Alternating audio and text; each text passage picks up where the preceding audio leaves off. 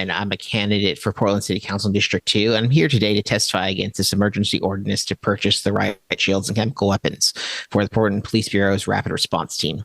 I have attended many of these protests, and the only people who have escalated these protests were the Portland Police Bureau. Police do not solve our protests nor make them safer. And I'll give you an example from my own personal experience.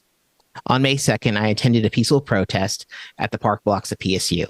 After about 15 minutes down the as they were pushed down the alleyway, I turned around and saw a white sedan barreling towards the crowd of students and the line of PPP officers. Thankfully, due to my quick thinking, I was able to get out of the way of the vehicle. Fortunately, other protesters were able to stop the vehicle, saving lives and many students and the PPP officers on the other side of the line. In the aftermath, PPP did nothing to respond to the attempted slaughter. Matter of fact, it was their foolish tactics to push the students down Southwest Hall Street that created the opportunity for this right-wing agitator to turn his vehicle on the peaceful protesters, potentially making the event into another Charlottesville. Your plan to spend an undisclosed portion, which we now just heard about, of this budget on less lethal munitions and military-style crowd control shields to take away our First Amendment rights to free speech. It will not protect us or make us safer. These weapons maim people and traumatize them from speaking out further. This is a blatant attempt to silence the voices of the people and suppress our rights. Freedom of expression is embedded in the core of Portland's characters, and I think we all value the sanctity of those rights. Those rights, however, are not without limits. They are not a free pass to commit acts of destruction or trauma, or to engage in criminal activity. And I was interested in the public testimony we heard for the simple reason that the Portland Police Bureau had speakers asking people to leave, in fact, insisting that people leave for the better part of an hour. And they chose not to. That is an act of defiance, and you are entitled to that act of defiance.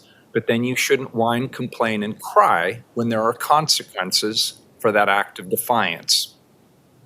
As we've seen over the years, the city has an obligation to protect public safety and provide accountability when criminal activity occurs. That is the job of the Portland Police Bureau. And when the need arises, as it often does, we call on Portland police officers to intervene. Our expectations as a community are high.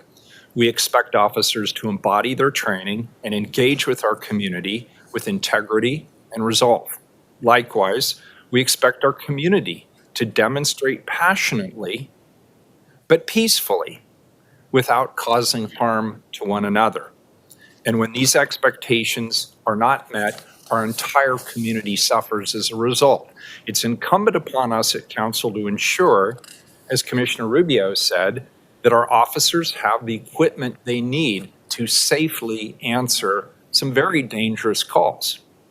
I'm committed to doing all I can to support our police bureau and the officers who step forward to do this challenging work to ensure that they have the tools and the training that are required of them during very challenging times. Thank you for bringing this forward. Thank you for your hard work on it. And thank you for the work that you do. It's thankless. And not a lot of people in our community would want to stand in your shoes. So we're grateful that you have that courage and conviction to do so for the rest of us. I vote aye, and the report is accepted.